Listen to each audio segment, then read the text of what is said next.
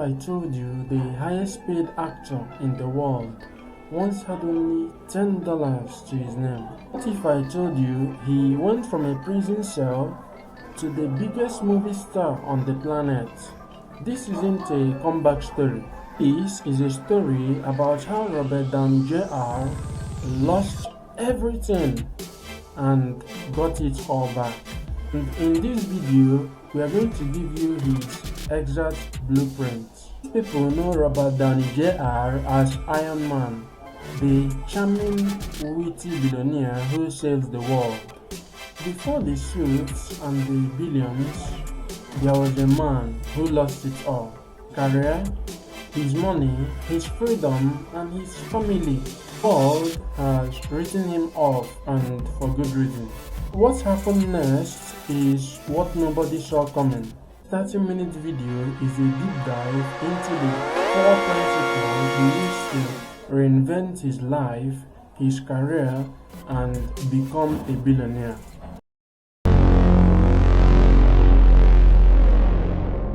Let's rewind to the 90s. Robert Downey Jr.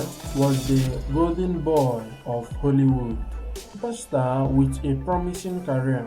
Was charming, talented, and everyone loved him. Behind the scenes, a dark secret was destroying him. One infamous night, he was found passed out in a neighbor's bed, completely disoriented. It was the moment his life began to unravel. That was just the beginning of his problem. What he did next was even more shocking. People try to run from their problems. RDG did the opposite. He went to prison once, but multiple times, faced his demons head on. This wasn't about punishment, about hitting a real-life reset button. I'm going to show you the exact moment he realized he had to change.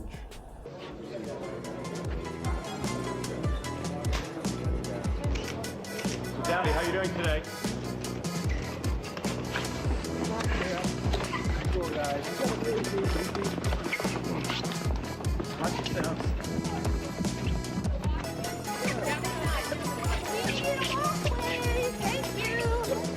We need a walkway to get to court. Watch out a little bit. There's grass thing. Excuse me, can we get to court? Please, that's all we want. Hey. Hey, you want a bed cap? Thank you, Robert. Watch out. Another thing. Little walker over here. Downey? Like that movie. Yeah. That's a sweet one. That used to be like, you know, back when I was getting in trouble throughout the entirety of the 90s. People were like, why can't you just be sweet like that guy you played in Chances Are? It's like, I don't know. Be him, don't be Julian. I'm a sucker for any stories like that. Heart and Souls is another one that I like. And but as you look at these, do you remember where you were in your life when you made these movies, or do you just connect? No, for Less Than Zero, first of all, that was the first time I ever was on a tennis court. Second of all the stuff that Julian's getting into, like I was like an East Coast kid and I partied, but I'd never gone down this like terrible, like super addicted road that he was on. So it was a bit of a ghost of Christmas future. And also, it was this, this totally privileged society. Like everything in the film was the first time I ever wore like a jacket that cost more than $100. It was the first time. And yet the whole movie was about the excess of Los Angeles and how the hero of the story, Clay, Andrew McCarthy, is trying to get out of Los Angeles, and Jamie Gertz, who was like the most clean, nice Midwestern girl you'd ever met, who's playing this, And I was like, wow, like we're really showing the dark side of, Hollywood, it's a shame what happens to people like this in these books. And then I remember even on like the first day of rehearsals for Chances Are, I'd met some friends. We were in Washington, D.C. I met some friends. We wound up back at the hotel. We ordered some champagne. One thing led to another. And then the read-through was at 11 a.m. and it was, you know, about 2:45 p.m. and I was just sleeping it off. And the door came off the hinges and it was Ryan O'Neal. And he was like, if I'm here telling you you're fucking up, you're fucking up. And I was like, wow, like, people seem pretty uptight. Not that I knew I was late, but it was a bit of a warning sign there. But I remember loving shooting the movie. It seemed really sweet, and part of me after doing something like Less Than Zero, you're like, why am I doing this dumbass romantic comedy? Like, because that's what people want to see you do. We don't want to see you, like, you know, dying in Palm Springs and bumming everybody out. I was like, oh, okay. Also break down the science behind this principle and how you can apply it in your own life.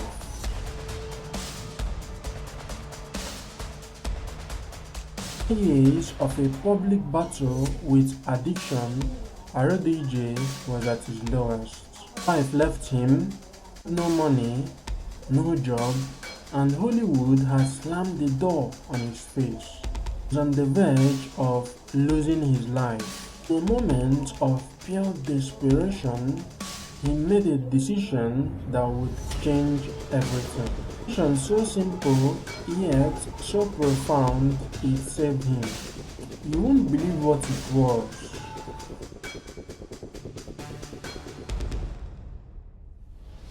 This is the phase where he stopped relying on talent and started building a system. Focused on his health, his family, and his new career. Took on small roles, humbled himself, and worked his way back from the bottom. Adopted a new philosophy on life. Show you the exact moment he got a new perspective. Can you trust someone who thinks you're crazy?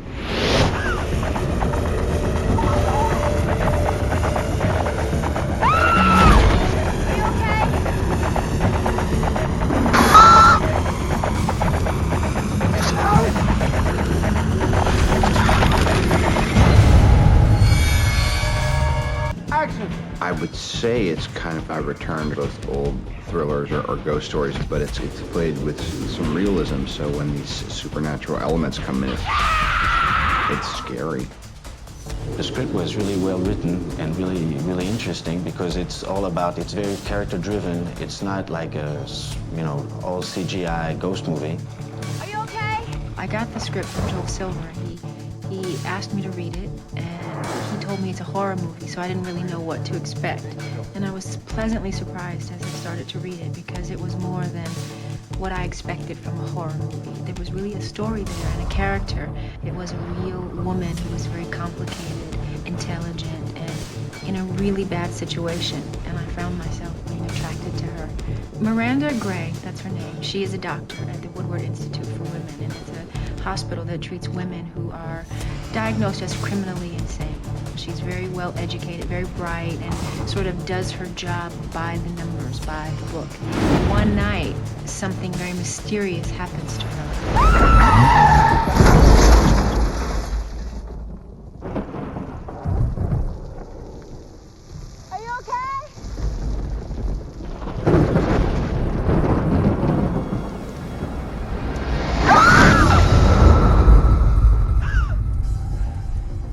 She wakes up, and she is now a patient in the institution in which she was a doctor in the day before.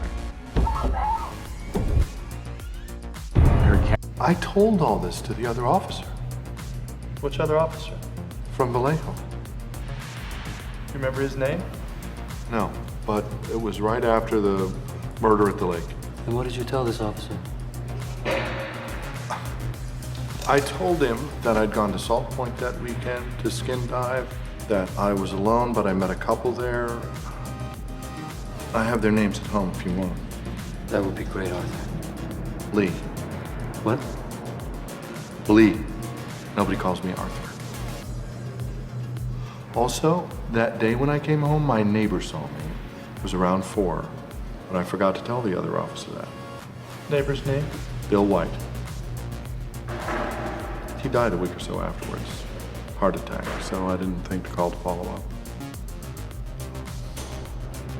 The knives I had in my car with the blood on them, that blood came from a chicken that I killed for dinner. What? I had knives in my car that weekend. Maybe Bill saw them and called the other officer on me. Well, we'll be checking in on that. Let me ask you something else. Were you ever in Southern California at any time in 1966? Is this about the Riverside killing? Yes. Well, I guess I was there around that time. I used to go down there a lot. I like the auto races. Foreman says that you're ambidextrous. No, that's untrue. You can't write with both hands.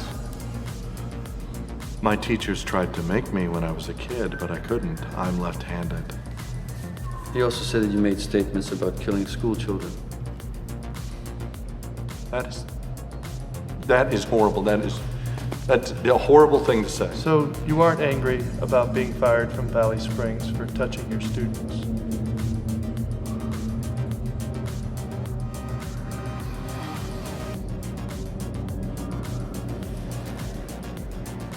I'm not the Zodiac. And if I was, I certainly wouldn't tell you. That's a nice watch. Thank you. May I see it? May I see it?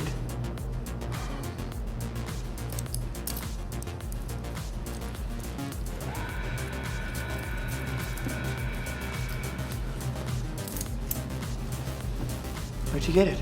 It's a Christmas gift from my mother 2 years ago. That's very sweet. So tell me something, Arthur.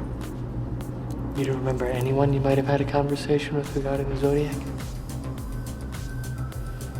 Maybe Ted Kidder of Phil Tucker at Vallejo Recreation. But I couldn't be positive. I used to work there. The most dangerous game. What? The most dangerous game. That's why you're here, isn't it? It was my favorite book in high school. It's about this man who waits for people to get shipwrecked on his island. Because he was tired of hunting animals, he hunted the people for the challenge. And man is the most dangerous animal of all? That's the whole point of the story.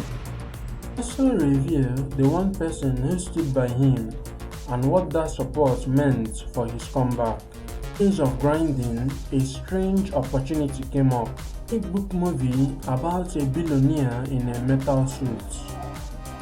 Everyone thought he was a terrible choice. The studio was terrified. But the director, Jon Favreau, fought for him. This was RDJ's one shot. Craziest part, he almost didn't take the reason why will shock you. This is where the magic happened. Robert Downey Jr. didn't hide from his past. He embraced it. He made Tony Stark a reflection of himself, a flawed genius who had hit rock bottom but found his way back. He leveraged his pain into his performance. He became the character so well, it's impossible to even imagine anyone else in the role. To analyze his most personal lines and show you how they were a direct result of his personal struggle. In a decade of being Iron Man, Robert Downey Jr. became one of the richest and most famous actors. He had it all back. The final piece of his comeback wasn't about money or fame. It was about something much more profound. Secrets he only shared with a select few, and we are going to reveal it to you right now.